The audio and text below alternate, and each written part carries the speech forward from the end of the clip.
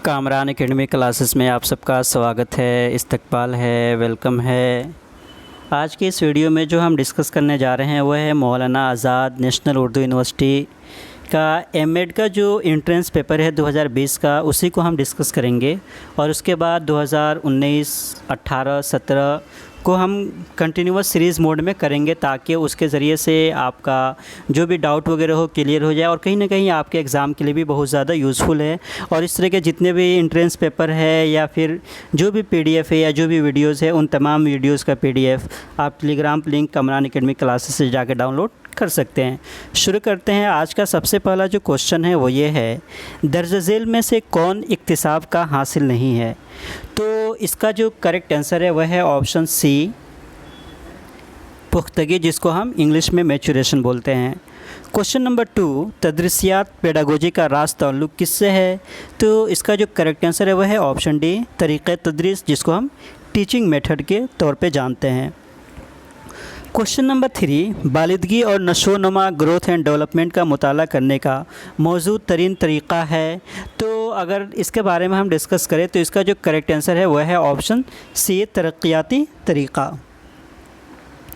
Question number 4, दर्ज झेल में से कौन तालीमी तहसील एजुकेशनल अचीवमेंट से मुताल्लिक़ नहीं है? तो इसका जो करेक्ट आंसर है वह है हेरिडिटी, जिसको हम उर्दू में वरासत के तौर पे जानते हैं।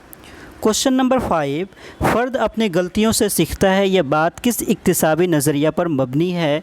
तो इसका जो करेक्ट आंसर है वह है option A, तक़लीदी।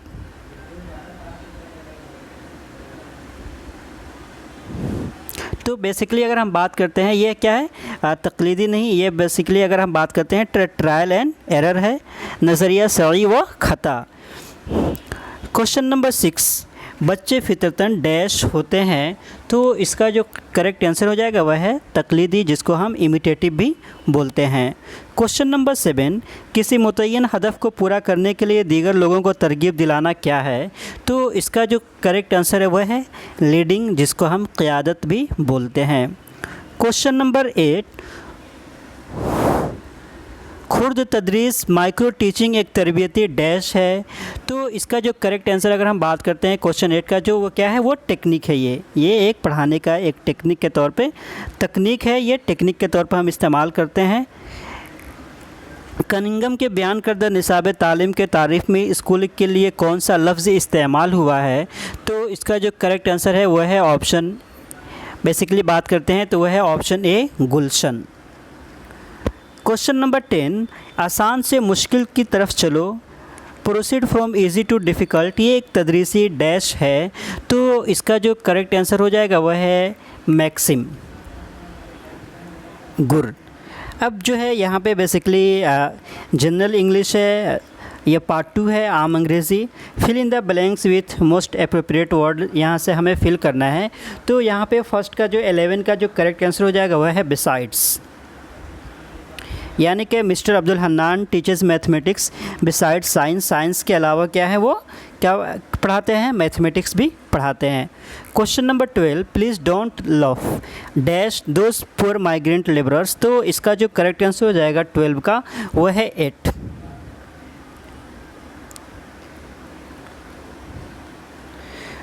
Question number 13, we should stop dash each other. तो क्वेश्चन नंबर 13 का जो करेक्ट आंसर है वह है क्रिटिसाइजिंग। इसका जो करेक्ट आंसर हो जाएगा we should stop, option B is the correct answer. Question number 14, I have been studying in MANUU for last 2 years and I am proud of my alma mater. तो यहाँ पे बेसिकली एग्जैक्ट जो correct answer हो जाएगा वह है option B, alma mater. Question number 15, 3 Idiots dash really watchable movie. तो idiot बोलते हैं, 3 Idiot जो बेसिकली देखने के लायक मूवी है। तो क्या हो जाएगा, ये ऑप्शन जो हो जाएगा is. Question number 16, being fund of reading literary books shine hardly ever read scientific books. तो डैश वहाँ पे क्या चीज़ें हमें फिल करना है? तो इसका जो करेक्ट आंसर हो जाएगा वह है doesn't. Question number 17, we don't exactly know the place where they. तो क्वेश्चन नंबर 17 का जो करेक्ट आंसर है वह है option C, live. Question number 18, in response to my question who's there the guest said dash me Zubair. तो अगर हम question number 18 का जो करेक्ट आंसर देखेंगे वो हो जाएगा option A, it's. Question number 19, Suman achieve dash position in her examination. तो 19 का जो करेक्ट आंसर हो जाएगा वह है option D. Question number 20, which word is closest to vista from meaning point of view. तो बेसिकली अगर क्वेश्चन नंबर 20 का जो करेक्ट आंसर हो जाएगा वह है ऑप्शन ए, हेवन। यह है कंटेम्प्रेरी एजुकेशनल प्रॉब्लम्स, असरी तालीमी मसाइल, वजारत फ़रोग इंसानी वसाइल जिसको हम HRD की मिनिस्ट्री बोलते हैं ना, डाइट्स को तक़वियत देने के घर से बतौर ख़ास कौन सा टीचर ऐप शुरू किया था। तो क्वेश्चन नंबर 21 का जो करेक्ट आंसर है वह है प्रशिक्षक।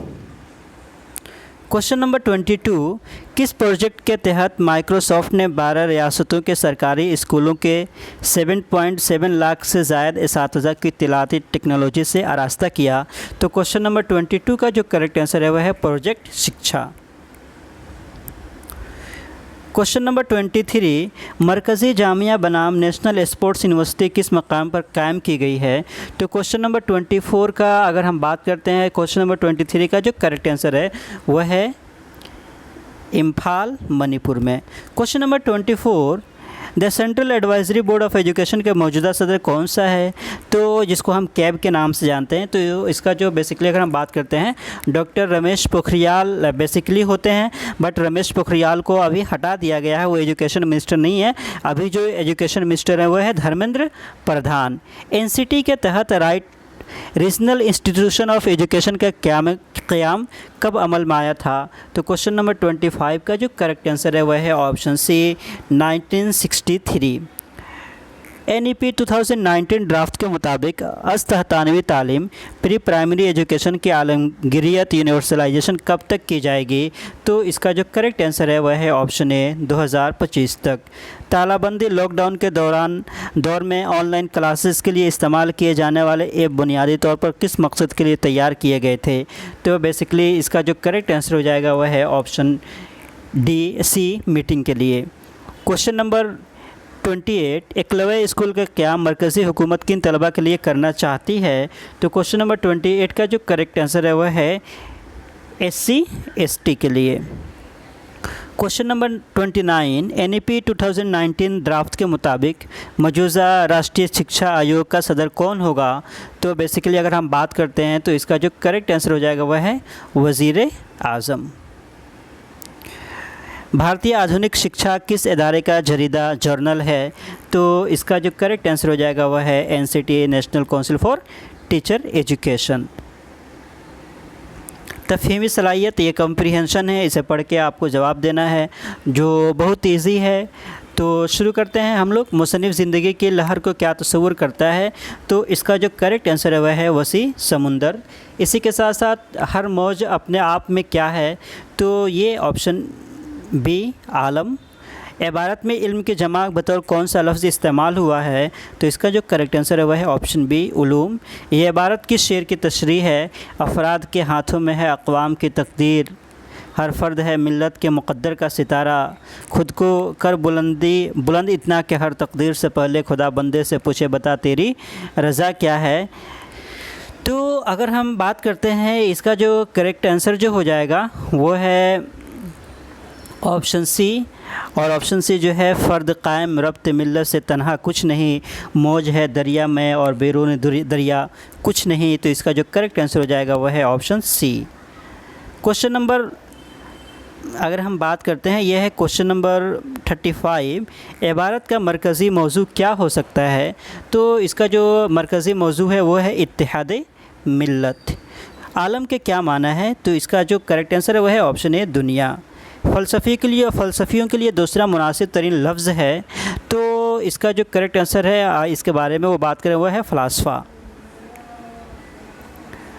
तौर तरीक़े के लिए कौन सा अल्फाज इस्तेमाल किए गए हैं। तो औज़ाओ अत्वार, option C is the correct answer. नफ्स वाहिद से क्या मुराद है? तो नफ्स वाहिद से यहाँ पे क्या है? आदम मुराद है। ममनून के माना क्या है? मना किया गया। तो इसका जो करेक्ट आंसर है वह है ऑप्शन ए। ममनून, ममनून नहीं है बल्कि ये ममनून है। तो ममनून का जो मतलब है वह है एहसान मंद। ममनून ये गलत है। उर्दू तहरीरी सलाहियत, ज़ेल में दिए गए हर जुमले को बगौर पढ़िए, उसके ज़ेल में जिस हिस्से में गलती हो उसको निशानदेही कीजिए, अगर गलती नहीं हो तो 4 लिखिए। अब जो यहाँ पे अगर हम बात करते हैं हामिद की शब-ओ-रूह की मेहनत रंग लाए, शब-ओ-रूह, तो यहाँ पे पार्ट 2 में है शब-ओ-रोज़ जो है बेसिकली ये एक का करेक्ट आंसर हो जाएगा। तो ऑप्शन बी यहाँ पे करेक्ट हो जाएगा। लोग नारे लगा रहा था, तो ये जो पार्ट 3 जो है उसमें वो गलती है। तो इसका जो करेक्ट आंसर हो जाएगा वो सिर्फ, क्योंकि लोग नारे लगा रहे थे, रहा था नहीं होगा। चार मीनार के पास भूत बसान खड़ी रहती है, तो बेसिकली इसका जो 43 का जो करेक्ट आंसर हो जाएगा वह है ऑप्शन 2।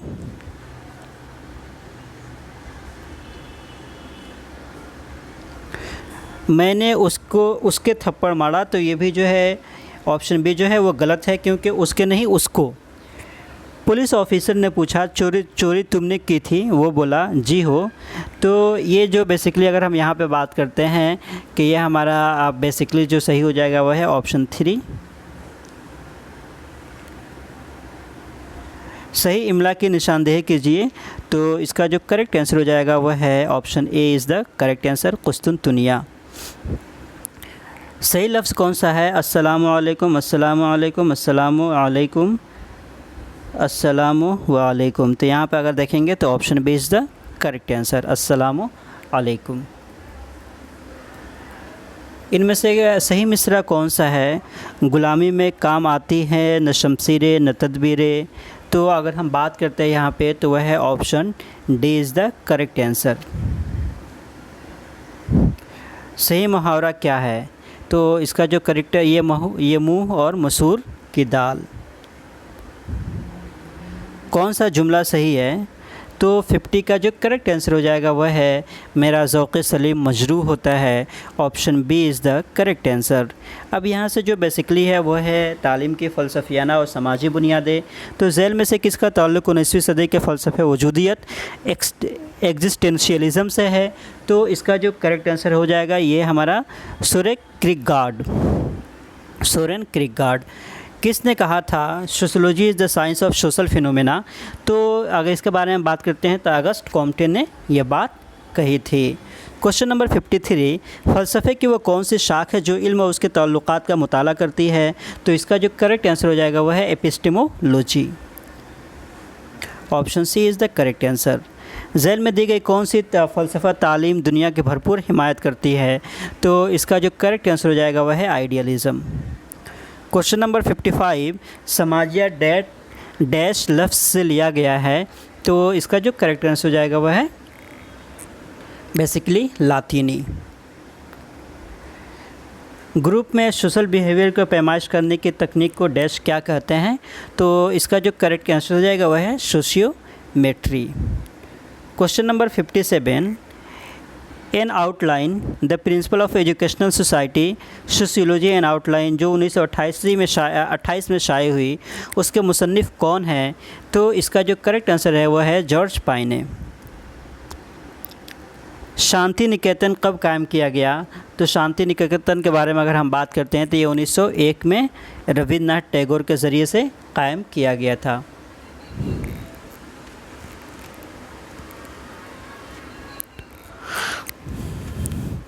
अब जो है bye education I mean all around drawing out of the best in child and man body mind, किसने कहा था? ये सेंटेंस किसने कहा था? तो अगर हम बात करें बेसिकली तो ये सेंटेंस जो कहने वाले हैं सेंटेंस वह है बेसिकली प्लाटो।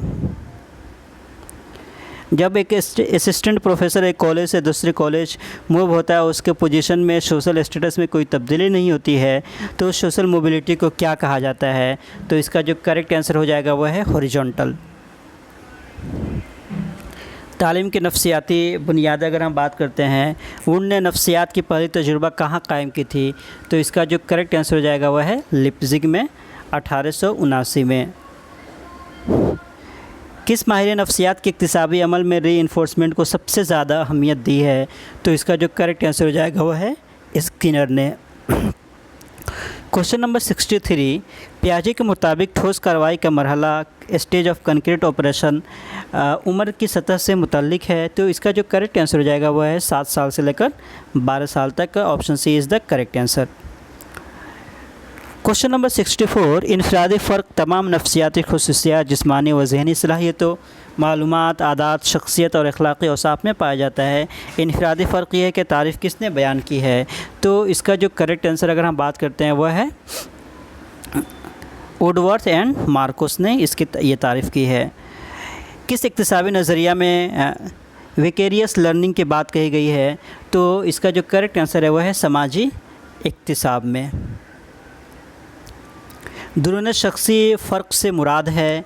तो दुरून एक फ़र्द की सलाहियतों में फ़र्क, इसका जो ये हो जाएगा वह है एक फ़र्द की सलाहियतों में जो फ़र्क है उसको क्या बोलते हैं हम?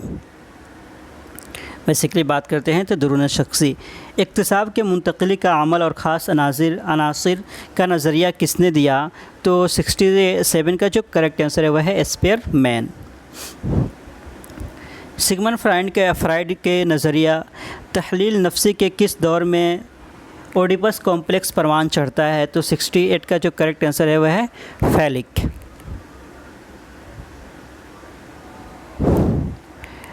थीमेटिक अप्रिसेप्शन टेस्ट जो होता है किसने पेश किया था? तो इसका जो करेक्ट आंसर है वह है option A, basically Morgan and Moore ने ये पेश किया था। एरिक्सन के नफ्सी समाजी नशोनुमा के नज़रिए के मुताबिक 40 साल से 50 साल की उम्र में ज़माना में दर्ज झिल में से कौन सी जिबिल्लत पाई जाती है? तो इसका जो करेक्ट आंसर हो जाएगा वह है तौलीद बमुकाबला जमूद, जेनरेटिविटी वर्सेस स्टेगनेशन। यह है इत्तलाती और तरसीली टेक्नोलॉजी। एडुसेट को इसरो ने कब लॉन्च किया? तो अगर हम ये बात करते हैं इसके बारे में तो वह है 24 सितंबर 2004 को। OER से मुराद क्या है? तो OER के बारे में अगर हम बात करें, ओपन एजुकेशन रिसोर्सेज। तय्युन क़दर के अमल में मुनज़्ज़म तौर पर इलेक्ट्रॉनिक सबूत, जिसमें इलेक्ट्रॉनिक फ़ाइल, तस्वीर, मल्टीमीडिया और लिंक वगैरह शामिल होते हैं, उसे क्या कहलाता है? तो उसका जो करेक्ट आंसर हो जाएगा वो हो जाएगा हमारा ई पोर्टफोलियो। ऐप्स का मुखफ़फ़ है? तो इसका जो करेक्ट आंसर हो जाएगा वह है एप्लीकेशन। लेक्चर ऑनलाइन दिया जाता है और घर का काम यानी होमवर्क क्लास में कराया जाता है, इस तरीके की तदरीस को क्या कहलाती है? तो इसका जो करेक्ट आंसर हो जाएगा वह है फ्लिप्ड लर्निंग। स्प्रेडशीट किस में पाए जाते हैं? तो इसका जो करेक्ट आंसर हो जाएगा वह है MS एक्सेल में। मवाद को कंप्यूटर की ज़बान में क्या कहते हैं? तो इसका जो करेक्ट आंसर हो जाएगा वह है टेक्स्ट। तदरीस के लिए प्रेजेंटेशन स्लाइड्स किस में तैयार किए जाते हैं? तो इसका जो करेक्ट आंसर हो जाएगा वह है पावर पॉइंट। ऑनलाइन कॉन्फ्रेंसिंग इनमें से किसकी मिसाल है? तो अगर हम बात करते हैं ऑनलाइन कॉन्फ्रेंसिंग, इसमें क्या हो जाएगा हमारा सिंक्रोनस लर्निंग का पार्ट होता है। लैन, मैन, वैन ये सारे क्या कहलाते हैं? तो ये नेटवर्किंग सिस्टम है। These all are networking system. मदरसा का इंतज़ाम मदरसा तालीमी नज़रियात की इंतज़ामी तहरीकात है। तो इसका जो करेक्ट आंसर हो जाएगा वह है एल्सबर्ग के मुताबिक। ऑर्गेनाइजेशन तंजीम इदारे के काम करने की एक आला है जिस आला में उसूल, तस्वुरात और मादी अज्जा शामिल हो सकते हैं। तो 82 का जो करेक्ट आंसर है वह है HG स्टेड। HSSB आला सानवी मदारिस की इमारतों की सिफारिशात की रिपोर्ट पेश की गई। तो इसका जो करेक्ट आंसर है वह है 1959। किस इदारे के तहत प्रोफेसर यशपाल शर्मा कमेटी को कायम किया गया था? तो 84 का जो करेक्ट आंसर हो जाएगा वह है HRD।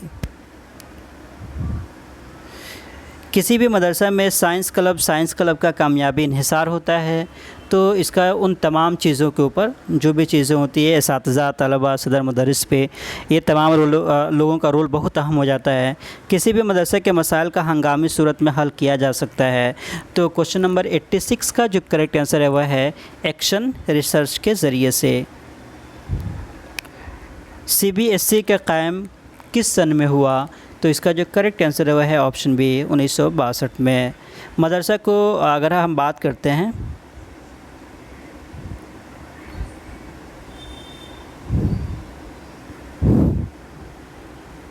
मदरसा को एक समाजी इदाद कहा जा सकता है जिसका मकसद बच्चों की मखसूस तदरीस है। तो अगर हम बात करते हैं, इसका जो करेक्ट आंसर हो जाएगा वो क्या हो जाएगा? कहने वाला जो है वो है ओट्टावे के मुताबिक। स्कूल प्लांट से मुराद है, तो स्कूल प्लांट से बात करते हैं तो बेसिकली मदरसा को एक बामकसद इदारा कहते हैं। तीसरी जदीद तालीमी पॉलिसी जो डॉक्टर के कस्तूरी रंजन कमेटी रिपोर्ट की सिफारिशात पेश की गई है, तो इसका जो करेक्ट आंसर हो जाएगा वह है 31 मई 2019 को। माहौलियाती तालीम, माहौलियाना इकोलॉजी इस्तिलाह को ज़ैल ने दिया है, तो इसका जो करेक्ट आंसर हो जाएगा वह है हैकल। इर्तिका एवोल्यूशन पर ओरिजिन्स ऑफ स्पीसीज़ नामी किताब का मुसन्निफ़ इनमें से कौन है? तो बेसिकली इसका जो करेक्ट आंसर है वह है चार्ल्स डार्विन। ग्रीन हाउस गैसों के लिए दर्ज झेल में से कौन सी गैस जिम्मेदार है? तो इसका जो करेक्ट आंसर हो जाएगा वह है CO2, कार्बन डाइऑक्साइड। सबसे ज़्यादा पाई जाने वाली गैस है, तो इसका जो करेक्ट आंसर हो जाएगा वह है नाइट्रोजन। आबी दौर वाटर साइकिल को क़ुव्वत पावर देने वाली तवानाई एनर्जी कहाँ से आती है? तो इसका जो करेक्ट आंसर है वह है सूरज से। इनमें से कौन हयातियाती अज्जा बायोटिक कंपोनेंट्स नहीं है? तो इसका जो करेक्ट आंसर है वह है हवा।